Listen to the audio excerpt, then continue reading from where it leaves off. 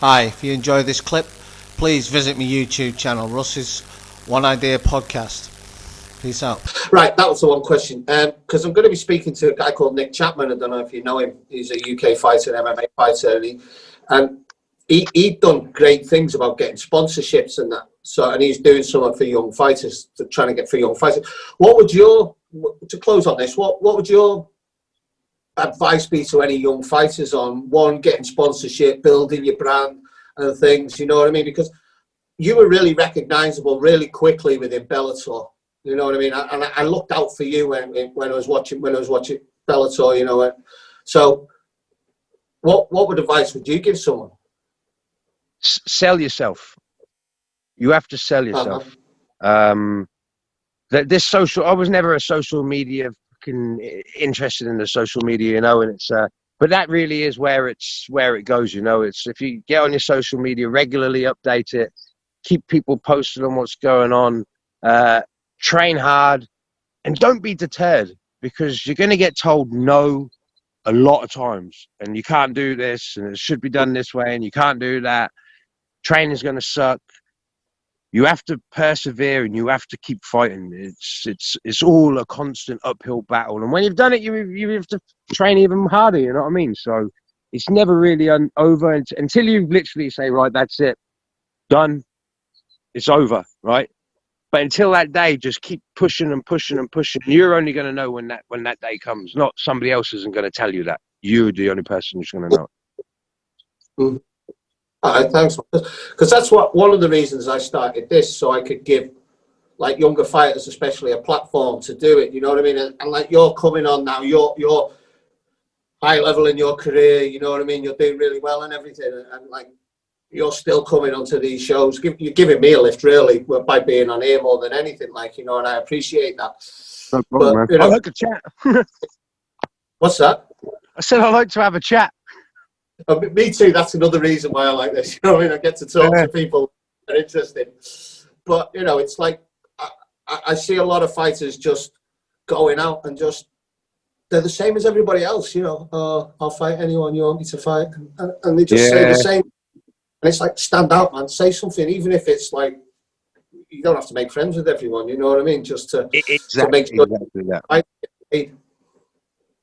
And like you, just being ready, taking them fight after fight after fight after fight, that 2 year period you had, that made you really, didn't you reckon? It did, yeah.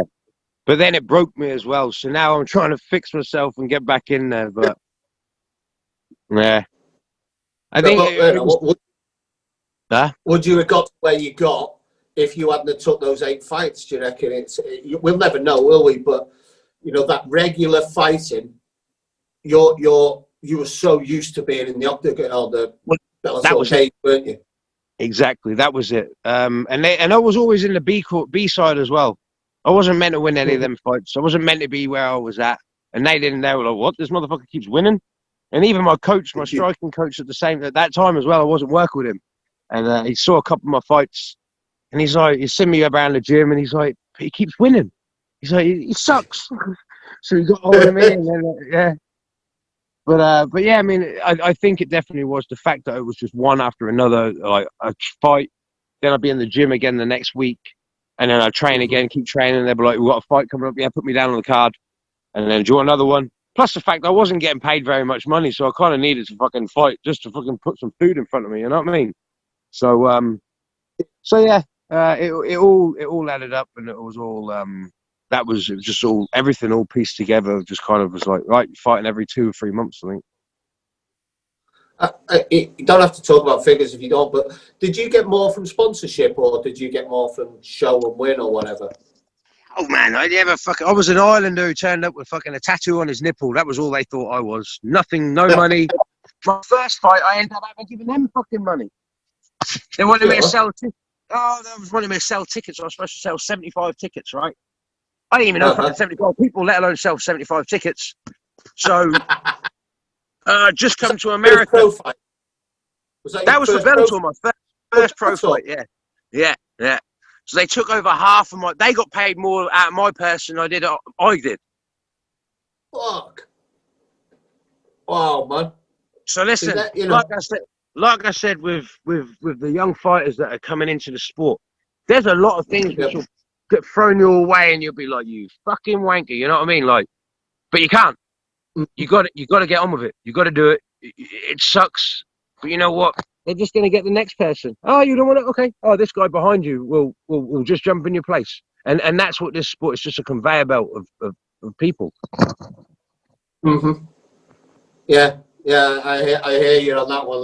Like Mark was talking about how much money he made, when he had a fight, and then you take your camp out of it.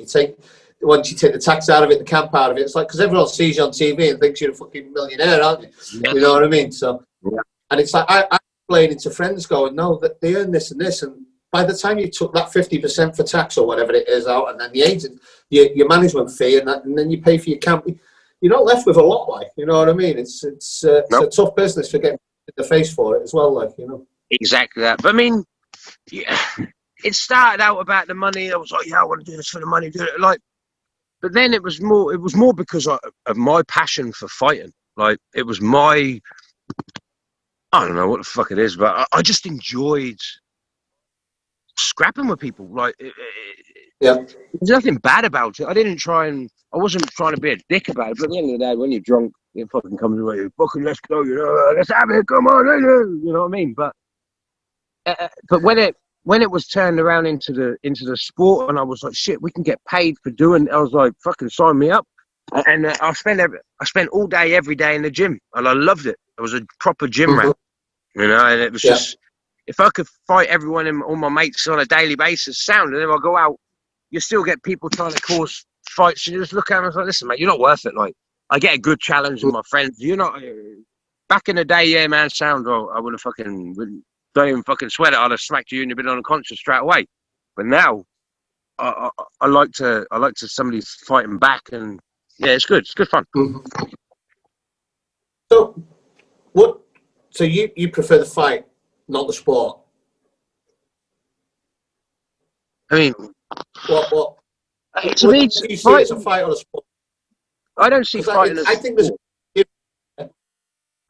I see fighting as the fight, right? I see jiu-jitsu as the sport. I see wrestling as the sport. Yeah. I see all of the martial arts all as a sport. But for fighting, I don't see it as a sport. I just see it as it's a fight. You know what I mean?